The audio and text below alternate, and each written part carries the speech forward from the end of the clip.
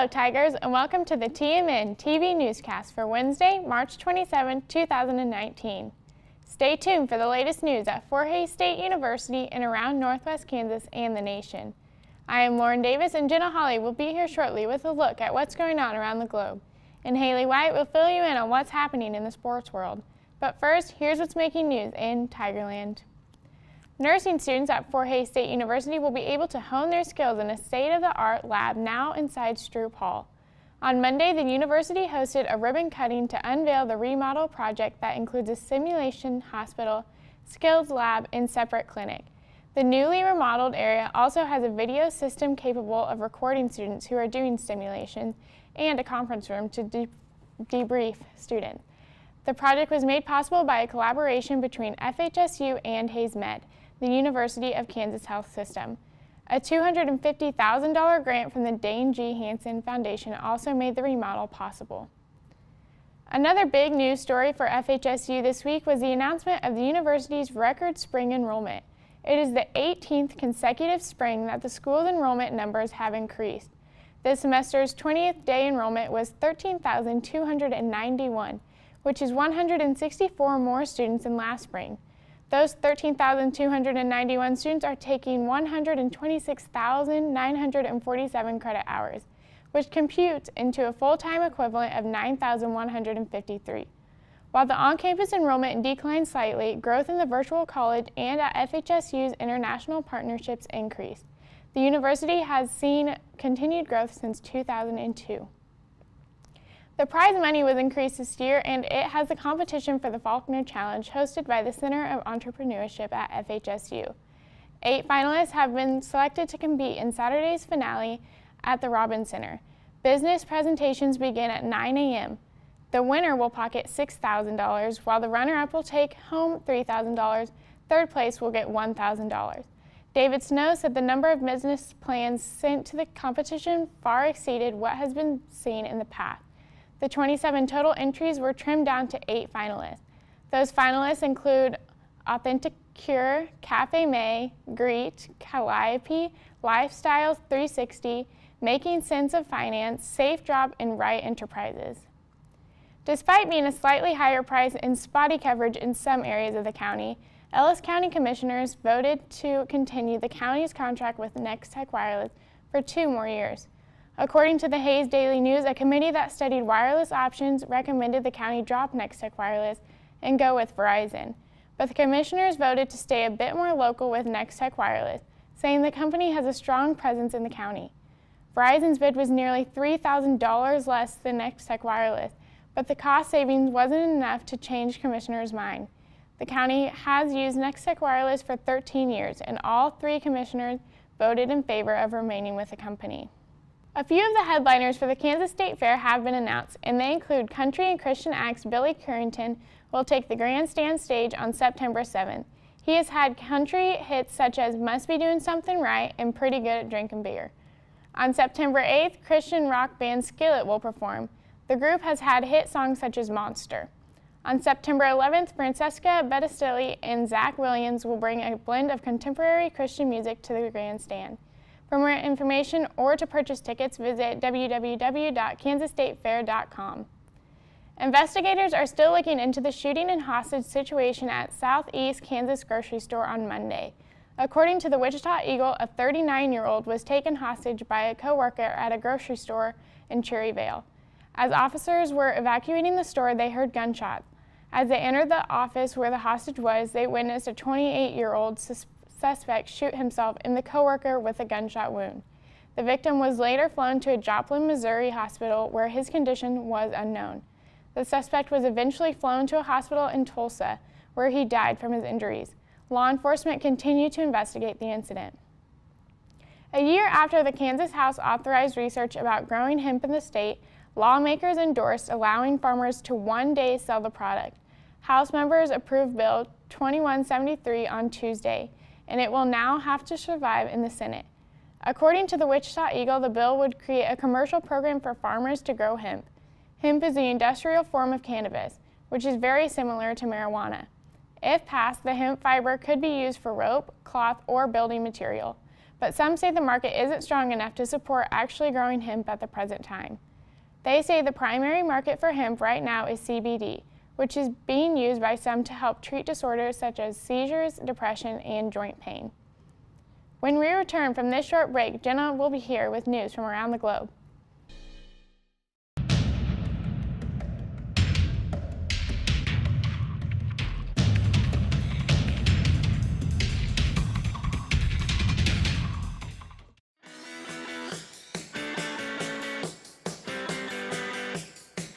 I think there's a perception out there that web and mobile application development is this field where you sit behind a computer all day and code. And that's not it at all, right? And there's even a perception out there that geek is bad. But I think students should embrace their inner geek. We don't code all day. We look at issues, we look at problems, and try to figure out the pieces of the puzzle and how to put them together to build things. I was able to learn JavaScript, HTML, CSS, PHP, just kind of the whole 9 yards with that. So I really enjoyed the full program that they offered here. Anything that you're interested in, the field of web and mobile application development, there's a value to. There's nothing like what we have in the informatics department. If you choose to take everything in the buffet that we offer, you'll be very well prepared for any type of job opportunity that's out there.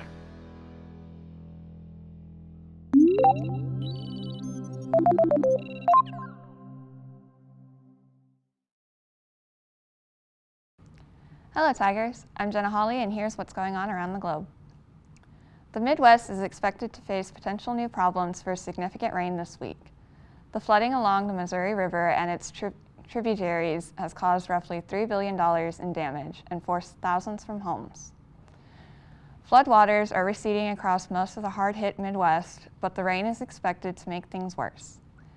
Thousands of people have been forced from their homes in Nebraska, Iowa, and Missouri, and many have yet to return to assess the damage. The flooding is blamed for 3 deaths that have been confirmed, while 2 men from Nebraska have been missing for more than a week. Flooding has closed nearly 140 roads in Missouri, even with water levels beginning to fall along much of the Missouri River. The flooding in the eastern Dakotas and northwestern Minnesota continues to cause problems along main rivers. The National Weather Service says there is a 10% chance the Red River will approach 41 feet in Fargo, North Dakota. According to Time, spring flooding is also a concern in southern Minnesota, with the Mississippi River being forecasted to rise to major flood stage this week. Major flooding is expected along some of the rivers in eastern South Dakota in the following weeks. Eastern Nebraska and western Iowa are predicted to receive 1 to 2 inches of rain through Wednesday through Friday, sending river levels higher. Attorney General William Barr told Congress that Special Counsel Robert Mueller did not find evidence that the president conspired with Russians during the 2016 election. In the report, Mueller did not determine whether President Donald Trump obstructed justice, but he concluded the evidence does not exonerate the president. Barr determined that the facts did not show Trump committed a crime by trying to interfere with the Russian probe. His letter to Congress does nothing to wipe away the numerous alleged crimes Trump's associates have confessed to during the 2-year investigation. According to Tribune News Service, Barr accepted as fact the Mueller team's evidence that Russians interfered with the 2016 election, and there were multiple offers Russian-affiliated individuals assisted the Trump campaign. Barr's letter states Mueller simply outlined evidence for and against an obstruction case. He has said more information from the investigation could be forthcoming and has promised to provide as much transparency as possible. The Houston Ship Channel remained closed since Monday due to oil and pollutants that leaked into the waterway. Last week, a chemical fire took place at the Intercontinental Terminals Company in Deer Park, Texas. Officials have stated they are making progress in efforts to open the waterway and empty and secure tanks at the ITC facility, as well as monitor air qualities for hazardous material. Deer Park Mayor Jeremy Mouton praised collaborative cleanup by saying, "I'm very, very optimistic in regards to the progress that's being made." According to CNN, the massive fire that burned at ITC for 4 days thick black smoke over the Houston suburbs. A contaminate wall broke on Friday that sparked another fire and sent chemical waste into the waterways that led to the ship channel. A man admitted to spiking his coworkers' drinks at work. Missouri police say he said he did it because of the negative energy. According to Tribune News Service, in an attempt to mellow out his fellow employees, he spiked 3 coworkers' water bottles and coffee cups with LSD at Enterprise Rent-A-Car in Arland, Missouri. 2 of the employees were taken to the hospital while their manager called the police. The employees are okay, and the man was arrested on March 18th. He told police he spiked the drinks because they were too uptight and they needed to have better energy. He has not been charged, but he faces possible charges of second-degree assault and possible possession of a controlled substance. A debate of free speech limits has sparked in New Zealand. Many New Zealanders are debating the limits after the banning of the 74-page manifesto written by the man accused of the mosque shootings. The ban was issued Saturday. Anyone caught with the document on their computer could face up to 10 years in prison. Those caught sending it could face 14 years. According to USA Today, many local media organizations are debating whether to even name the man charged with the attack after New Zealand's Prime Minister vowed to never name him. Free speech advocates haven't questioned the ban of the video posted online over the shooting, but have said banning the manifesto was a step too far. The death toll in 3 southern African countries has risen above 750 due to Cyclone Idai. The countries were hit by the storm 10 days ago, and workers are trying to restore electricity and water to prevent an outbreak of cholera. The number of deceased in Mozambique has risen to 446. In Zimbabwe, it is 259, and at least 56 in Malawi. The number of deaths are still preliminary, according to Mozambique's environmental minister.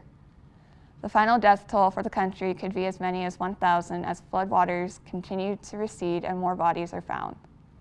According to The Guardian, nearly 110,000 are now in camps more than a week after the storm hit. Helicopters and boats have been used to rescue people stranded on rooftops and in trees for days. That's what is happening in the news world this week. Stay tuned for a sports update with Haley White when we return.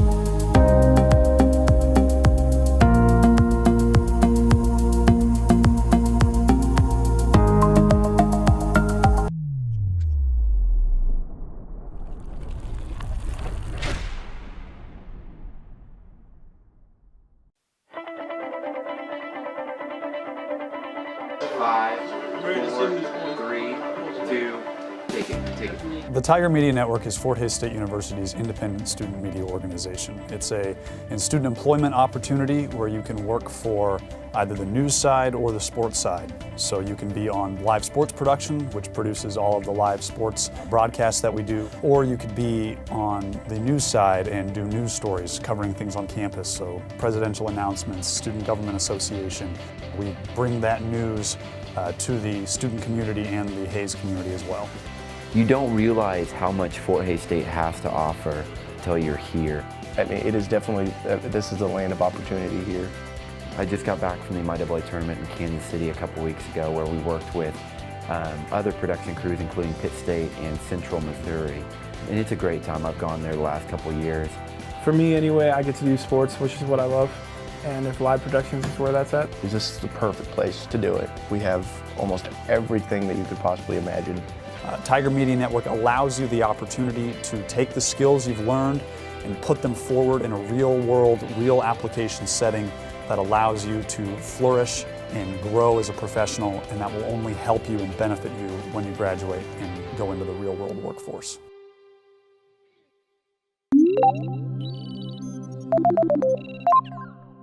Hello Tigers, I'm Haley White bringing you a sports update. Efforts on the mound and at bat drove the Fort Hays softball team to a doubleheader sweep of Lincoln Friday afternoon as junior pitcher Haley Chapman struck out 19 batters on the day, while Elise Capra produced 6 RBIs in the second contest as she went 4 for 4 in the game, earning 2 singles, a double, and a home run. The Tigers were unable to match Friday's performance to finish the weekend, as the women fell to Lindenwood during Saturday's doubleheader 4-2 in Game 1, followed by a 1-0 loss in the second contest. FHSU moves to 5-3 in MIAA play as 2 conference doubleheaders against Northeastern State and Central Oklahoma, scheduled for Friday and Saturday, have now been pushed to Sunday and Monday due to forecasted weather. FHSU baseball continues to search for answers this season as the team dropped both games of a doubleheader against Northeastern State on Friday. The Tigers dropped 2-21 overall and 2-13 in MIAA play as a 4-game homestand begins this afternoon against Northwestern Oklahoma State, scheduled for 3 p.m. at Larks Park. The team set the date for the annual Pack the Park event for April 12th when it hosts Washburn at 6 p.m. Food and drink specials and giveaways sponsored by Heartland Building Center will be happening throughout the evening. Admission for the game will be $3 for adults and $1 for K-12 students. FHSU students get in free with a valid Tiger card. The Fort Hays track and field team began the outdoor season on a high note during Saturday's Emporia Spring Invite as several Tigers claimed provisionals and personal records. High jumper Colt Newell led the way for the men as he earned first in the event alongside a provisional with a 6 foot 8 3/4 performance. Distance runner Justin Moore claimed a personal record in the 5,000 meters, finishing right below 15 minutes. For the women, Yessie Gonzalez claimed the title in a 3,000-meter steeplechase with a time of 11 minutes and 44.86 seconds, all while being the first female of the season to capture MIAA Track Athlete of the Week honors.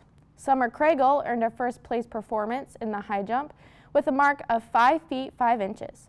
Javelin thrower Alexia Deicher earned both a personal record and provisional with a throw of 160 feet 2 inches. The Tigers will open at home tomorrow afternoon as the Alex Francis Classic has been moved up a day. Field events are slated to start at noon with running events to commence at 2. Both FHSU golf teams produced high finishes during the Rockhurst Invitational Tuesday as the men claimed third and the women earned runner-up. Mac McNish led the men after shooting rounds of 77 and 74, while Isaiah Grover closely trailed behind, firing off rounds of 78 and 77. Senior Hannah Perkins' rounds of 78 allowed her to pick up her third individual title of her collegiate career, all while leading the Tigers to the runner-up finish. The Tigers will have 2 weeks to prepare for the Central Region Spring Preview in Springfield, Missouri, scheduled for April 8th and 9th. FHSU basketball may have ended for the year, but recognition of the women's team's historic season is ongoing. Senior Tatiana Leggett adds WBCA All-American Honorable Mention selection to her list of accomplishments this year, as she was previously named MIAA Player of the Year, MIAA Tournament Most Outstanding Player, as well as D2 CCA All-Region First Team selection. Leggett led the Tigers in points, averaging 13.4. She also led the team in rebounds and assists as well, collecting an average of 8.4 from the glass and 3.3 assists per game. Head coach Tony Hobson also earned acknowledgement of the record year, as it was announced earlier this week he was named the WBCA Central Region Coach of the Year for the 2018 and 19 season. Hobson led the Tigers to a 30-1 record entering the NCAA Championship Tournament, the fewest losses in the regular season in program history. The postseason in March was short-lived for the 2 Kansas teams who made the NCAA tournament, as the Wildcats and Jayhawks suffered first and second round losses last week.